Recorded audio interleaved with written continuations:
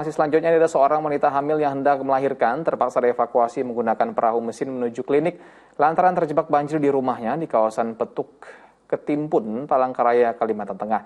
Usai mendapatkan pertolongan medis, sang ibu akhirnya dapat melahirkan bayi perempuan dengan selamat.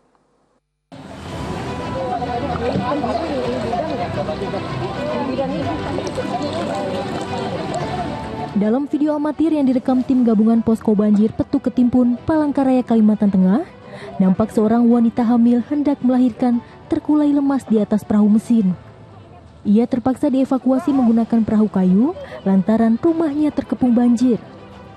Setibanya di badan jalan yang kering, dengan tertatih-tatih dan dibantu petugas, ibu muda tersebut perlahan masuk ke dalam mobil yang akan membawanya ke klinik bidan berjarak 5 km dari rumahnya itu. Pada saat itu keadaannya mbaknya itu pucat, lemes, sambil nangis, kita tidak tahan, sambil pokoknya kalau bisa segera kita evakuasi aja, yang penting selamat dulu. Usai mendapatkan pertolongan persalinan, wanita 26 tahun itu akhirnya melahirkan anak pertamanya berjenis kelamin perempuan berbobot 2,5 kg tersebut dengan sehat dan selamat. Plong sih, enakan, lega. Waktu pertama? Kemarin rasa gimana gitu, putus asa rasanya. Mengingat kondisi banjir di kediamannya yang belum surut, membuat ia dan sang suami sementara tinggal di rumah orang tua mereka untuk merawat buah hati yang baru saja dilahirkannya tersebut. Ririn Binti melaporkan dari Palangkaraya, Kalimantan Tengah.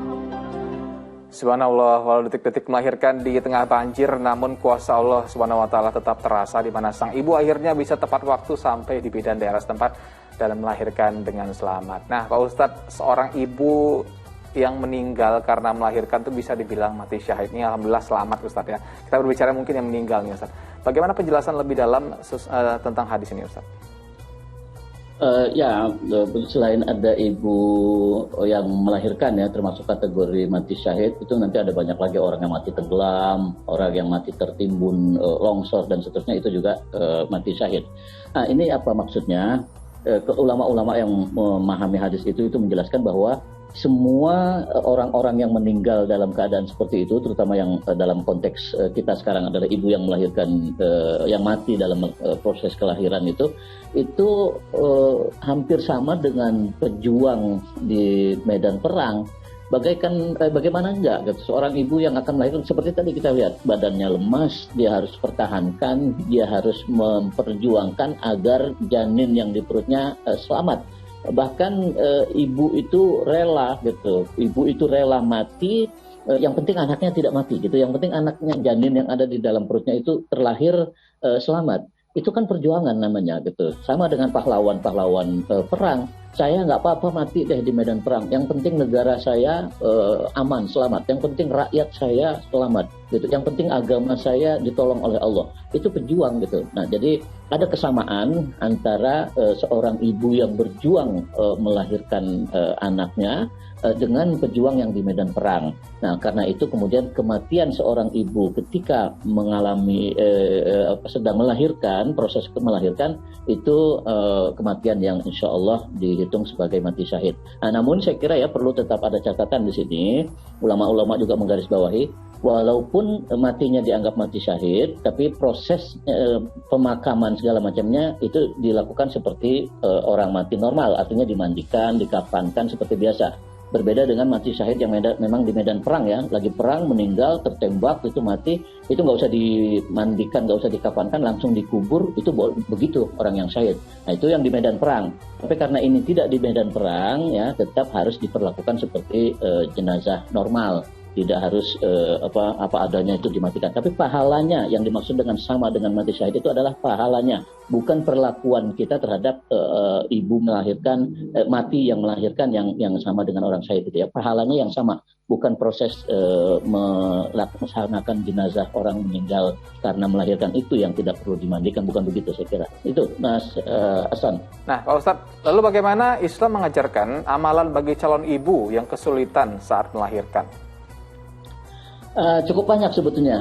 Salah satunya yang paling penting menurut saya, selain amalan yang berupa zikir ataupun bacaan-bacaan tertentu, itu adalah sikap hati ya, sikap hati yang perlu kita pasrahkan betul kepada Allah Subhanahu wa taala. Karena ini tidak mudah, sebagaimana halnya orang yang di medan perang, itu yang dihadapi kan musuh ya, tidak mudah. Nah, ketika kita dalam keadaan seperti itu berpasrah diri kepada Allah, itu nanti yang datang adalah pertolongan Allah. Walaupun umpamanya katakan dalam perang itu kita mati, tapi mati itu karena kepasrahan kita kepada Allah, dalam keadaan kita berserah kepada Allah, makanya dihitung matinya syahid gitu. Nah, begitu juga ibu yang seperti ini, pasrahkan dulu lah, niatkan sudah kepada Allah apapun yang akan terjadi. Nah, itu pada gilirannya akan membawa ketenangan pada diri sang ibu untuk menghadapi keadaan yang sangat-sangat sulit ini. Yang kedua, ada bacaan-bacaan wirid yang sebetulnya pendek dan sangat mudah kita baca, yaitu Ya Latif, Ya Latif, Ya Latif berkali-kali. Apa artinya itu Ya Latif? Latif itu salah satu dari nama Allah, Asmaul Husna ya. Latif artinya maha lembut.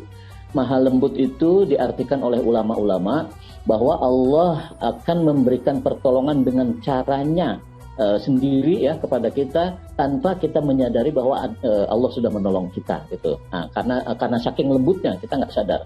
Nah, ini sering dibaca atau sering terjadi pertolongan Allah yang maha lembut semacam ini terjadi pada kisah nabi-nabi terdahulu. Termasuk ketika kita baca Nabi Yusuf, berapa kali beliau diperlakukan secara jahat, secara tidak benar oleh saudara-saudara beliau ya, ceburkan ke sumur, dijual dengan harga murah, kemudian macam-macam. Tapi karena beliau mengulang-ulang membaca Ya Latif, Ya Latif, menyadari makna Tuhan Allah yang maha lembut, maka Allah pun mendatangkan pertolongannya secara lembut, akhirnya selamat semua. Nah, ini saya kira perlu kita ingat juga ya, dalam keadaan-keadaan sulit yang dialami seorang ibu yang hamil, perbanyaklah menyebut itu dalam hati, Ya Latif, Ya Latif, Ya Latif, sembari kita menyadari kemahakuasaan Allah dan kemahalembutan Allah yang pasti bisa mendatangkan pertolongan selembut-lembutnya, sehingga kita tidak menyadari bahwa kita sedang ditolong oleh Allah. Tahu-tahu kita selamat saja, tahu-tahu kelahiran kita baik saja, tahu-tahu semuanya lancar saja.